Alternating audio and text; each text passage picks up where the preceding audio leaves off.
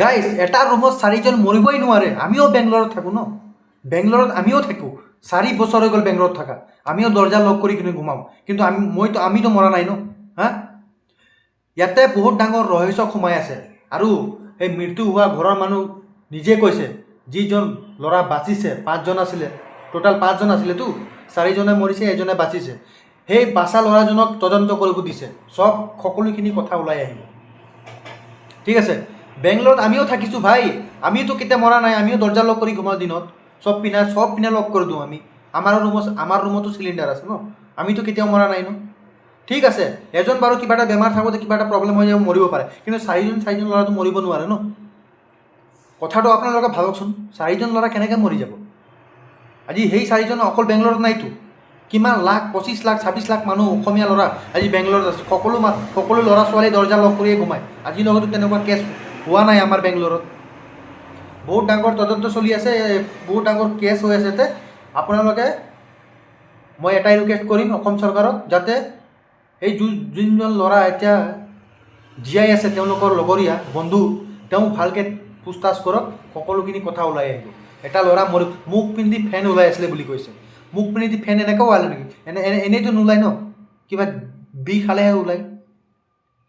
হা, বহুত ডাঙৰ কথা আছে। আপোনালোকে খালি ভিডিঅ' শ্বেয়াৰ কৰিব, যাতে এই ভিডিঅ'টো অসম চৰকাৰৰ তাত পায়। আৰু আমাৰ অসমৰ ল'ৰা যে আজি অকল বেংগলৰত বুলি নহয়, ঠিক আছে, বেংগলৰত বুলি নহয়, বহুত জেগাত আমাৰ অসমৰ ল'ৰা ছোৱালী মৰি আছে। কিহৰ কাৰণে মৰি আছে? ইয়াৰ দুখ কোন? ইয়াৰ দুখী কোন? আমি কাক দুখ দিম? আমি অসম গভৰ্ণমেণ্টক দুখ দিম। কিয় জানে? আপোনালোকে যদি আমাৰ অসমত যদি কিবা এটা কোম্পানী খুলি দিলে ন, আজি আমি বিদেশত আহি কিনে এনেকুৱা মৃত্যুবৰণ নকৰিলোঁ হয়। ঠিক আছে, আজি ইয়াতে চাওক, কৰ্ণাটকা, তামিলনাডু, কেৰেলাত চাওক কিমান কোম্পানী আছে, কিন্তু আমাৰ অসমত কোম্পানী নাই। যদি আপোনালোকে আমাৰ অসমত কিবা এটা কৰি দিয়ে, যোনে আমাৰ ল'ৰা ছোৱালী বাহিৰত থাকে, নিবনুৱা ল'ৰা ছোৱালীবিলাক, তেওঁলোকৰ কাৰণে যদি আপোনালোকে কিবা কোম্পানী খুলি দিয়ে, তেতিয়া আমিতো কেতিয়াও আৰু বাহিৰত আহিব নালাগে ন। আমি আমাৰ গাঁৱত থাকি কিনে, নিজৰ জন্মস্থানত থাকি কিনে আমি কাম কৰি খাব পাৰোঁ ন। মই চৰকাৰক এইটোৱে অনুৰোধ জনাম, ফাৰ্ষ্টত আপোনালোকে তদন্ত ভালকৈ কৰিব কওক কৰ্ণাটকা চৰকাৰক। এনেই 4জন মৰিব নোৱাৰে। মামা হিমন্ত বিশ্ব শৰ্মা ছাৰক কৈছোঁ মই, এনেই 4জন মৰিব নোৱাৰে। আমাৰ 4 বছৰ 5 বছৰ হৈ গৈছে বেংগলৰত, আমিও দৰ্জা লক কৰিয়ে ঘুমাওঁ। আমিতো কেতিয়া মৰা নাই নহয়, আমাৰ ৰুমতো চিলিণ্ডাৰ আছে ন। ইয়াতে ইনভেষ্টিগেশ্যন কৰিব কওক, বহুত ডাঙৰ ৰহস্য সোমাই আছে ইয়াতে। আজি যদি তেওঁলোকে জাষ্টিছ নাপায়, তেনেহ'লে অহাকালি আমাৰ বিপদ হ'ব, আমাৰ বেংগলৰত থকা ল'ৰা ছোৱালীবিলাকৰ বিপদ হ'ব। আৰু আপোনাক ৰিকুৱেষ্ট কৰিছোঁ মই, অতি সোনকালে আমাৰ অসমত কোম্পানীৰ ব্যৱস্থা গ্ৰহণ কৰি দিয়ক।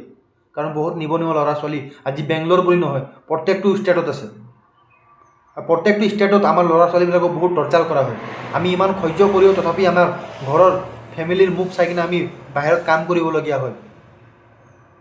আপোনাক অনুৰোধ জনাইছোঁ, আপুনি আমাৰ অসমত কিবা এটা কৰি দিয়ক আমাৰ কাৰণে। সকলো মানুহৰ কাৰণে আপুনি কৰি আছে, কিন্তু আমাৰ কাৰণেতো কৰা নাই এতিয়ালৈকে। আমিওতো ভোট দিওঁ আপোনাক, আমি কি আপোনাক ভোট নিদিওঁ নেকি? আমিতো অৰুণোদয় বিচৰা নাই, আমিতো একো আমিতো পইচা নিবিচাৰোঁ ন।